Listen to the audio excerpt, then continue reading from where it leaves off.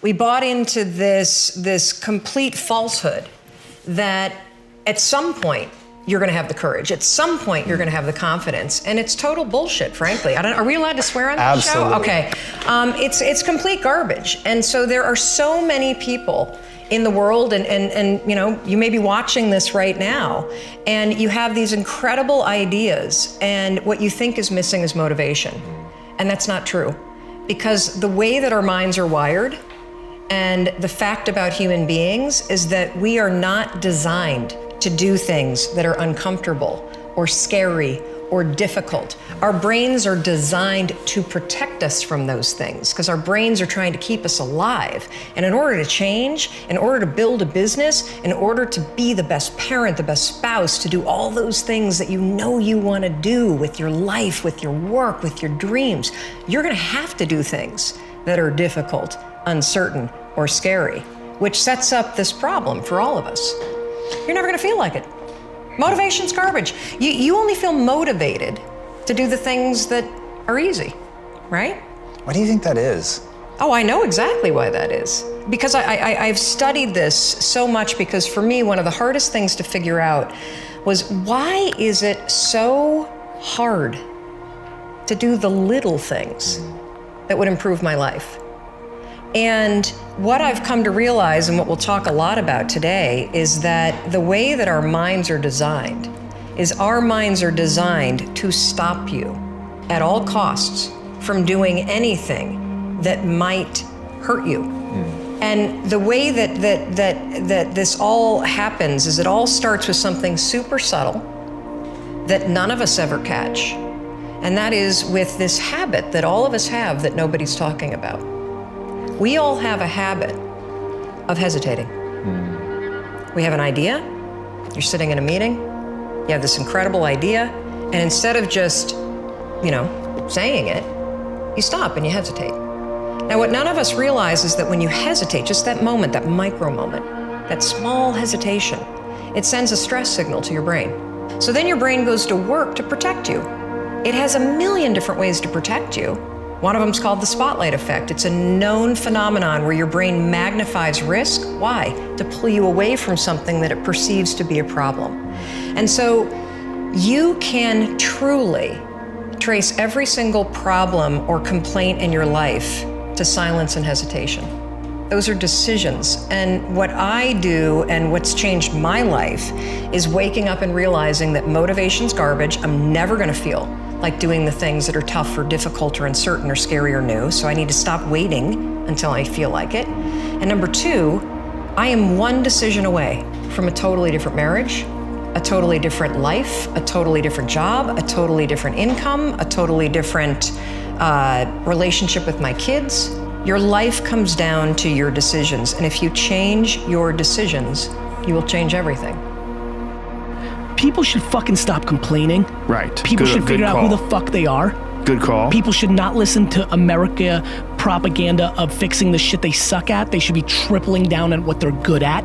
They should be competent in certain areas, but you're not gonna become Beyonce, or like your bone structure is a certain way. Like, you're not gonna solve everything. Your IQ can get a little bit better, but don't worry about the incremental. Figure out what you fucking puts you on fire and you're halfway decent at. If you're lucky enough right now to be listening and you're good at what you like, become tunnel fucking vision. Because there's way too many voices telling you what and how. And here's the other thing, and this is the big one, Joe, because you have a humongous audience. The biggest thing that I've seen dividends from, have the conversation with the person that's holding you back. The reason most people who are listening right now are not doing that thing is they're worried about the opinion of somebody, usually their mother, usually their father. And the reality is that your spouse may be the person holding you back, and you have to have that conversation. Cut them off. We have to get to a place where you're doing you, because the number one thing that scares the fuck out of me is regret. And you're gonna sit there at 72 and you're gonna say, I wish, I wish, I wish. And whether that's money or spend more time with your family, there's a million ways to do this. Our whole lives are guided moment to moment by the state we're in. Learning how to change your state, not bullshit, not fake, but to go from pissed off, frustrated, freaked out to back in your center, or creative, or determined, or something that's going to move you forward. It's going to create a better quality of life for you and others. That's a critical skill set. So moment to moment, our life's controlled by our states. Yep. You know, if you're in an angry state, you're going to respond differently than if you're feeling playful.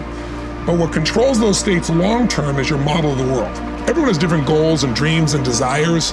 But as I traveled around the world to 100 countries, I started going, holy shit, I'm seeing the same problems. What's underneath it? I began to see that there are these same 6 human needs that we all have, the same needs. We all have a need for certainty, that we can avoid pain and we can have some pleasure, some comfort. We all need uncertainty. We need variety, or we feel dead inside. If you're totally certain, you're bored. If you have total variety, you're like freak out. And it's not a balance, it's learning which of these you need more as a person. Everyone's developed a different set of values in that area. The need for significance, to feel unique, special, important, the need to feel loved, the need to grow, and the need to contribute. Some people value certainty at the top of their list. That's their center of their target. I don't want to do anything unless I know it's going to work. I don't want to do anything unless it's the same. If you change anything, they freak out. If you're driven by love first, you want certainty too, but love is higher, you're going to behave very differently than if you're driven by significance. I have to be the one. The two that most people have, 90% of the planet, if you said, of all these needs, which one do you really focus on most day to day? Everybody wants love, but what do you focus on? Most people focus on being significant. We live in a Facebook world where people fake their life, put new filters, make it look different than it really is, tell stories that, you know, are totally full of it to make themselves look good. Because we live in this kind of false world where significance is more important than love. Right. And it separates us. Writing a book or making a movie or editing videos or starting a company, these are really hard things to do, right? It's incredibly difficult. It's often very discouraging. There's not a lot of validation until very much at the end of the process, right?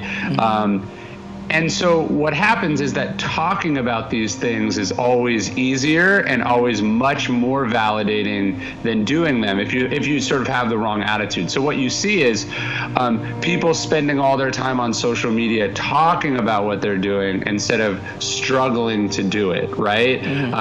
And there's a big problem with that. You know, there's the Henry Ford quote where he's saying, you can't build a reputation on what you're going to do. And so people are spending their time, you're sort of missing the point, right? You're talking about writing a novel instead of struggling to write that novel. And so you have to understand that ultimately the best thing you can do for your brand and for yourself is to just make really great stuff. You know what I mean? A book that changes people's lives, but quietly changes people's lives, is still going to be a much better tool for you than a book that you market the crap out of that has very little resonance or impact, right? So I want people to question the amount of time that they put on things like social media. I want you to question whose interests you're serving when you're posting on there. Like, there's a great line, if you're not paying for it, then you're the product that's being sold, right? Like, you don't pay for Facebook, so Facebook sucks as much time out of you as it possibly can. It makes it as addictive as it possibly can, and then it sells you to advertisers. And so you want to make sure that you're not giving up your sort of precious life and your precious energy that could be spent on your work, you know, basically dicking around on social network. Guys that don't have a larger purpose, when they get in pain, what's their interpretation of the pain? Sucks. I'm a victim. I've been victimized. That thing victimized me. I've been victimized. Victimize me. I want to complain. I'm a complain. What's the complain gonna do, homie? I speak the truth. I speak the truth. Okay, so what? What's it gonna do? I'm just saying the truth. Like, dude, what the fuck are you saying, dude? Every second out of your mouth with this shit is a loss of your life. This is a peak of your life. What are you talking about this shit for? You don't need to blame anything for anybody. Dude, if I get robbed, you know what I say to myself? I go, oh, I guess I shouldn't have put myself in a position to get robbed. If I get fucked over, I go, oh, I guess I shouldn't put myself in a position to get fucked over. Sometimes I even get fucked over in very unfair ways. And then, you know what I say to myself? I say, oh, well, a lot of my situation is good, and maybe I wouldn't have this situation if these other fucked up things weren't happening, and I'm trying to remove those fucked up things out of my life, but in the meantime, they're there, and that's part of the life I'm in, so I accept it, I work my way out. Full self-responsibility. And dude, I do get sometimes victimized. I actually do. But again, I'm not like, victimize me. Okay, I'm just like, well, sometimes in life isn't fair. Sometimes my situation is not totally fair, and if I keep working on improving my situation, I'll have less of that in the future. But then again, my kid could get killed in a car accident, and then all that little fucking victimize me won't mean shit anyway. So life's gonna have an inherent level of pain and unfairness in it. You try to minimize it for what you can, the rest you accept. Part of life is like, you know, improving your execution, competence, and ability to control your situation. Another part of it is just learning to accept that it's gonna be fucked up either way. This motherfucker, between 1994 and 1996, produced 12 albums, 10 of which were released posthumously. We started 8 movies, and he wrote 2 books of poetry. And you're stressing out about you know, writing a blog post. I'm stressing out about writing 1 book in 6 or 8 months. It's ridiculous. You have to have some urgency. Like, you have to not always believe that you're gonna live 80 more years, because you might not. You know, you just have to wake up in the morning with this mentality that's already too late. I don't want to make this whole like civil rights thing, but Malcolm X has a great quote about this. Do it yourself philosophy. Do it right now philosophy.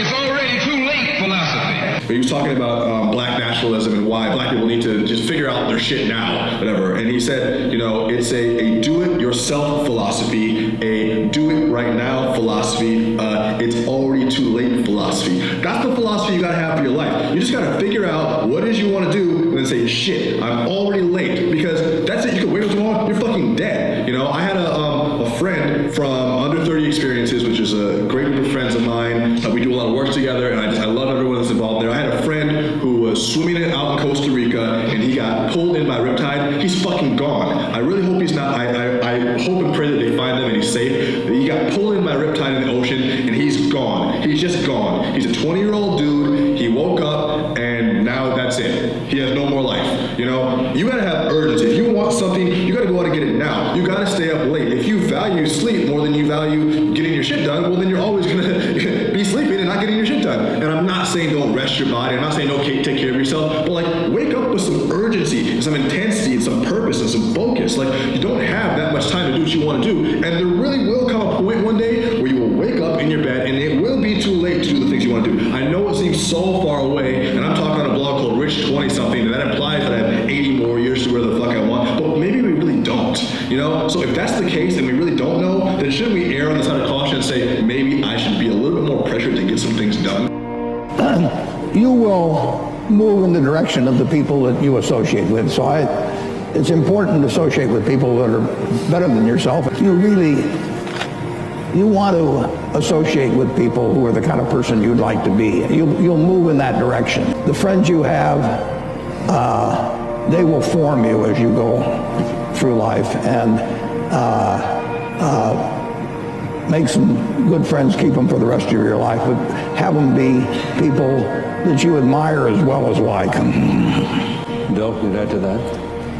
Yeah, some friends do bring out the best in you, and so it's good to invest in those friendships. And you know, some friends challenge you about things you're doing, and that, you know, that level of intimacy is great. I wouldn't say that I was so obsessed with work. I didn't invest, I'd say, in my 20s and 30s as much as I should have. It's really through Melinda and seeing, you know, other people, I realized, okay, that is, you know, it's really worth the investment to have those people, as you're always there to help them, and vice versa.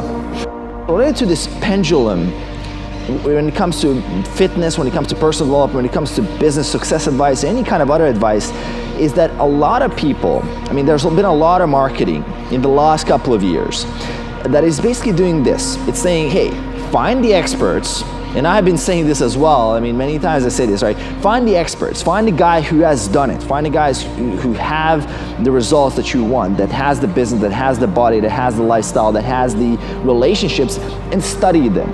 Learn from them, master what they know, because they will probably be able to help you to get to your goal faster, right? And that's the assumption, and that's true, right? If you seek out an expert, and let's say someone who has built multiple 7-figure businesses, obviously, I mean, you can learn from them and you'll be able to get there faster. Similarly with relationships, if you find someone who is an expert at that, I mean, they'll be able to help you get there faster. To whatever person you want to meet, or to master social skills or to get better at that, obviously they will know, right? And it's really good that we live in an age where there is that information out there, there is that abundance, and there is that ability for you to kind of use that as a shortcut to get your results faster. But now what's happened is that there's this pendulum that has swung in that direction where people will spend literally all of their time studying other people. Like 99% of their time will be spent studying and trying to copy what other people are doing, and there's 0 minutes spent studying yourself, right? And studying yourself is where you actually see whether something is working for you or not. And it's almost like people are blinded, and there's obviously a finite amount of time. And if you're not studying yourself, you're not looking at what works for you, how are you gonna figure that out? How are you gonna get results? And I mean, success is not random, you know, it's not like it'll randomly happen because you read this book. It's not gonna randomly happen because you met this guy, or you networked with this guy, or you copied this guy's workout, or you bought a program. I mean, it's not randomly gonna happen. But what is gonna happen is that you're gonna take action based on the ideas, based on the principles or the methods that you potentially received from some of those programs, from some of those people that are really successful, and you apply some of that stuff and you see what stuff works for you and you discard the stuff that doesn't work for you. That's basically how it works. Whenever you look at somebody that's been successful, do not allow yourself to make them extraordinary at your expense. You're capable of whatever it is that they're capable of. But it comes down to the mental constructs that you're going to have to build and leverage in your own mind in order to do something great. So I switched my self-esteem from being right and being smart to being the learner who was always willing to admit that he was wrong, identify the right answer, give credit to the person who thought of it, and put more energy behind it than anyone else. And that became my driver.